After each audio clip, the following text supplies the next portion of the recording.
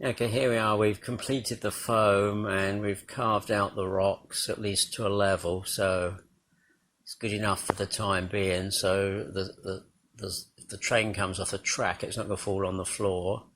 So I'm going to paint it a reddish brown, and because it's going to be like western Arizona type scenery, because that's easy to do. So the foam carved looks plasterable as rock, so.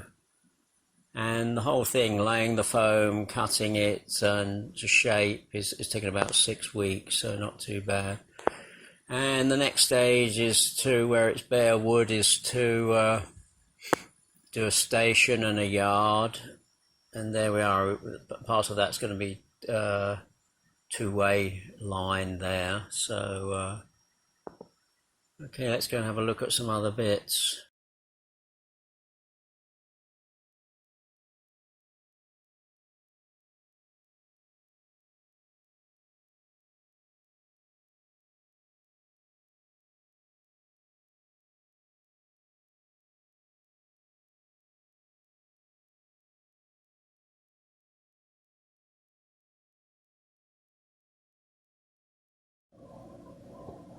The bench work is just El girder, so it's 2 long L girders, and I think it's 1/2 inch ply L girder. It's pretty stiff. It just stands on, each side stands on 4 legs. So, and it is possible to cut it in the middle there and transport it. So it is possible to move it. I can move it around my basement, and also if we have to transport it, you could put it into a big U-Haul or on a long trailer. So okay, next job is just to build a front fascia there. I've got some hard board already cut from Home Depot into 1-foot strips, so I'm just going to screw a couple of strips on and paint them. So should be a quick job.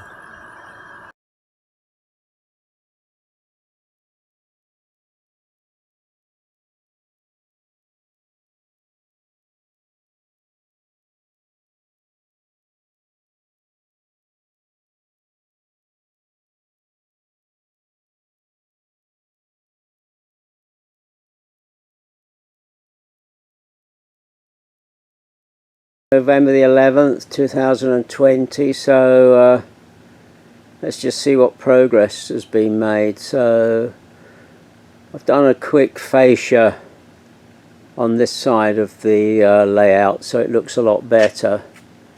Let's just got the ladder and try not to fall over. So that's how it's looking. I've also done a fascia for the left side of it, so it looks a lot better now. I've got a new passenger train. It's an Amtrak Superliner, so it's the same type of train as when we did last year. We went on the Zephyr from Chicago to San Francisco, which was a good trip. What else have we done? We've laid and wired the double track now. So we've got that double track done. Next job is to build the passenger station. So I've got it roughed out.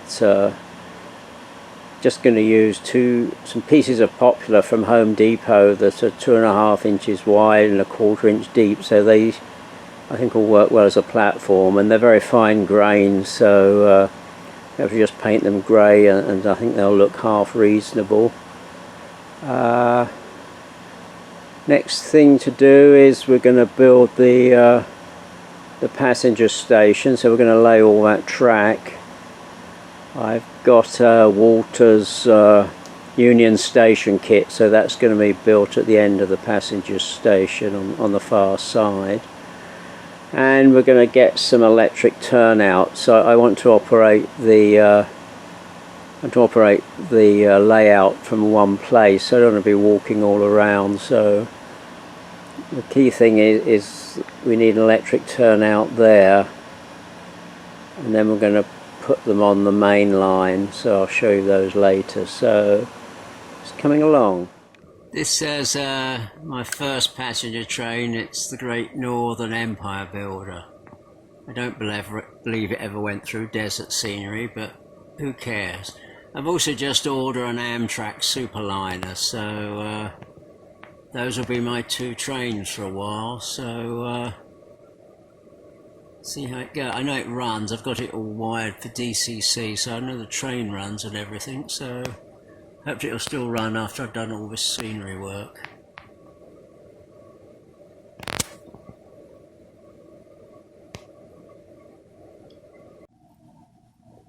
Carved the tunnel entrance just in foam quickly, so it's a quick way of getting it done. So I just really want to get this ground, get the train done quickly out the way. I can always come back and, if I live long enough, scenic the stuff in more detail. So that's about it.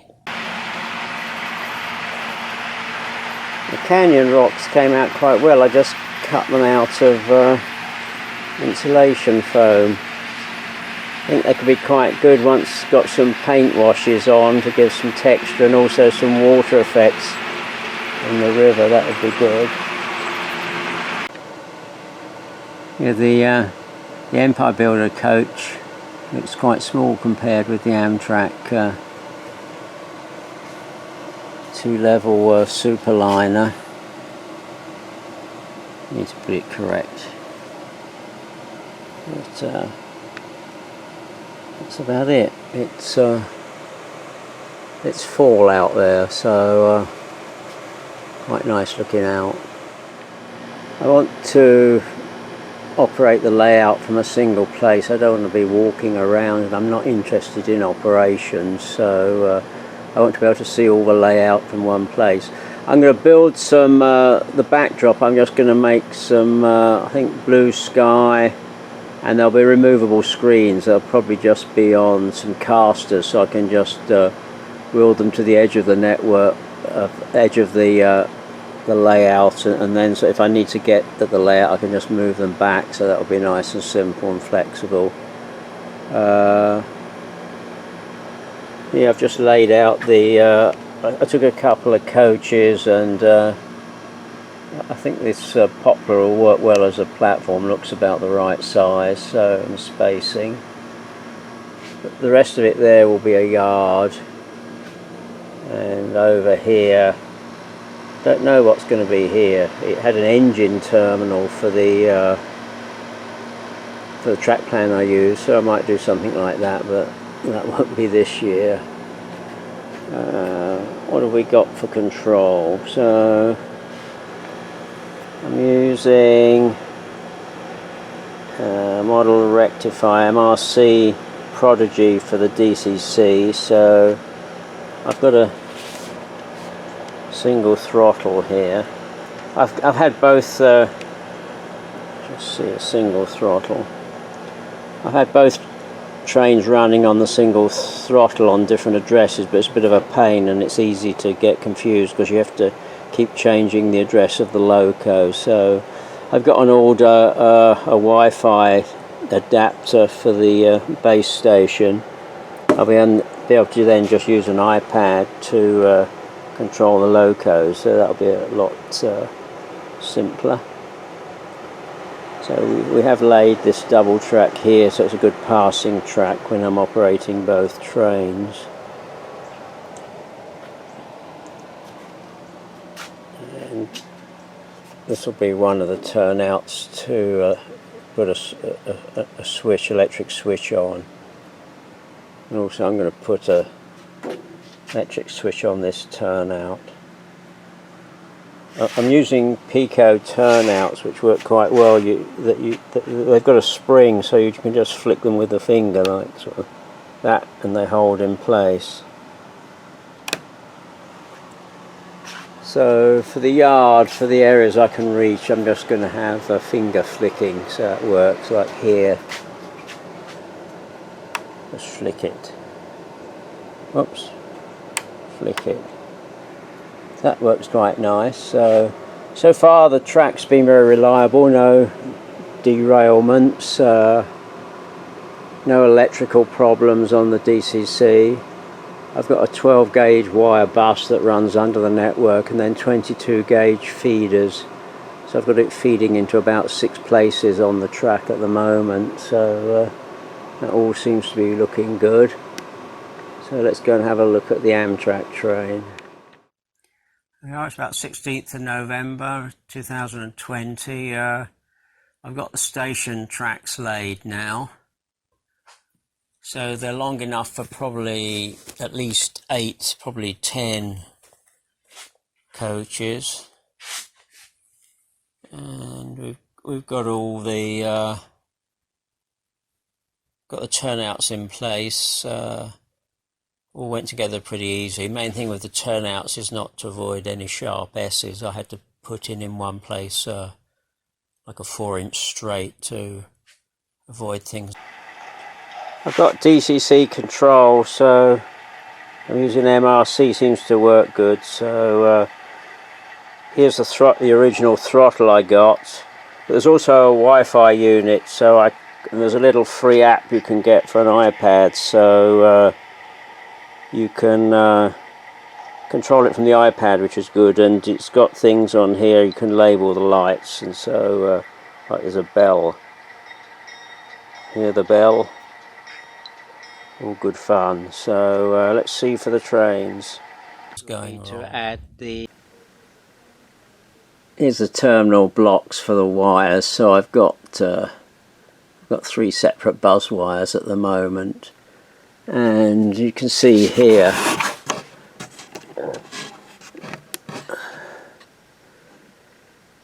here's the clamps onto the main wires, and the feeders are wired in, and then the wires are soldered. They're here. Let's see if we can see it. Here we are. So it's pretty neat. You can hardly see them. That's there, and I can't even see the other one. That's worked good.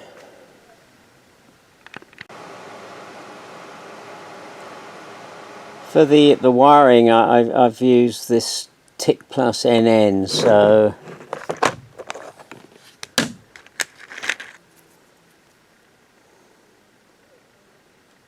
this clamps just on the 12 gauge, so there's no soldering needed. So this just clamps onto the 12 gauge wire, and then each of these, the 22 gauge feeders, sort of you crimp them onto these, and then these plug into here, so these plug into there. So far it's been reliable. We'll have to see how it goes. If it starts becoming unreliable, then I'll twist and solder everything, but at the moment it's working good and it's pretty easy to do. Right, we were just talking about the DTC. So for the bus I use this 12 gauge, and then for the feeders I use this 22 gauge, and then I just use these splice wire connectors to connect it all together. So it was easy to do, and so far I haven't had any problems. So it's just like this. There's the bus, and you just clamp the splice onto the wire. You don't have to strip the wire or anything. And then I've just got a terminal block down there. I've got to sort of make this a lot better, but it's okay for the time being. So the next project is I painted all of it with a reddish colour, just a base colour, and I just use this Giddens Essential paint and just got it tinted at Home Depot. It's cool clay. Cool clay. Probably can't see it. Anyway, you can taint this. It's only like 15 bucks a gallon, and you can tint it any colour, and seems pretty good paint, covered well. So I'm wondering if this expensive paint is even worth the money. So next thing is got a duck under here. Not the most convenient, but We're here. This I just quickly did here. I just polystyrene bits from all the cutting. I just sprinkled it on and painted it in. It was a very quick way of getting it done quickly.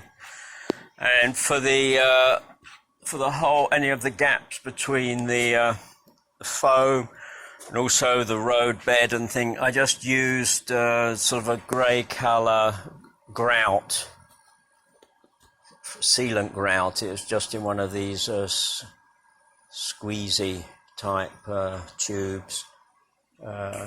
Here's the bridge. I'm just going to quickly paint that black to begin with. Perhaps put some, make it look like girders, not going to worry. The water is, I just painted it with some grey primer paint I happen to have handy. Making this good water effects and everything will be another project. So the primer doesn't look too bad for a quick way of doing it. So we've got another tunnel now.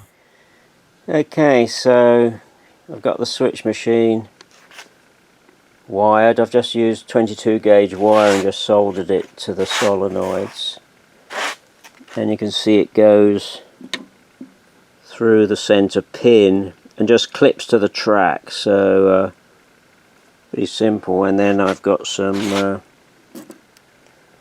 crimp plugs, and I've labelled it, so hopefully I'll get it all round the right way. So let's go and install it in the track. Oh, okay, here we are. One mistake I made when I laid the track was I didn't understand how the Peco electric turnouts work.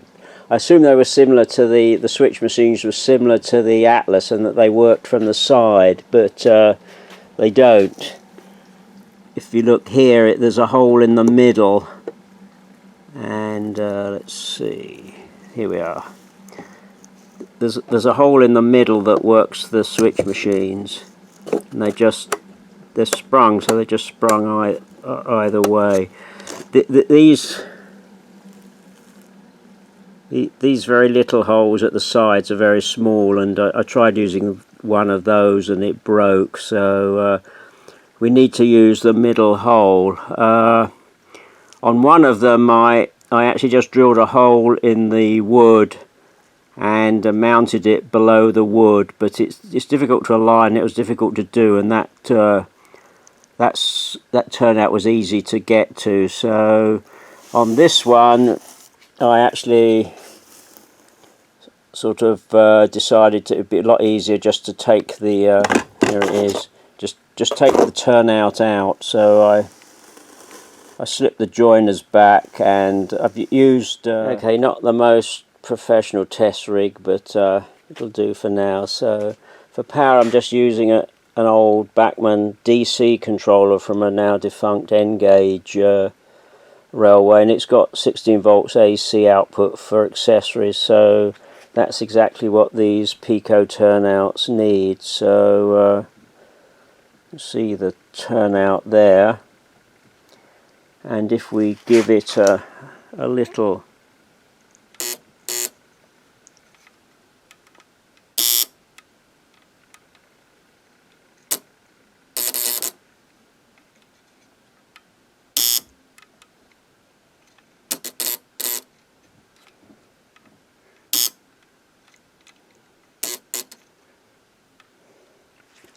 so all you have to give it is a quick impulse, and it'll flick the switch, and the spring in the turnout will hold it. So, and having the solenoids connected to the track is quite nice because it all lines up and it's a nice solid arrangement. So hopefully it'll be pretty reliable. So next stage is just reinstall the turnout and then connect it up to the switch levers. So that's the next stage.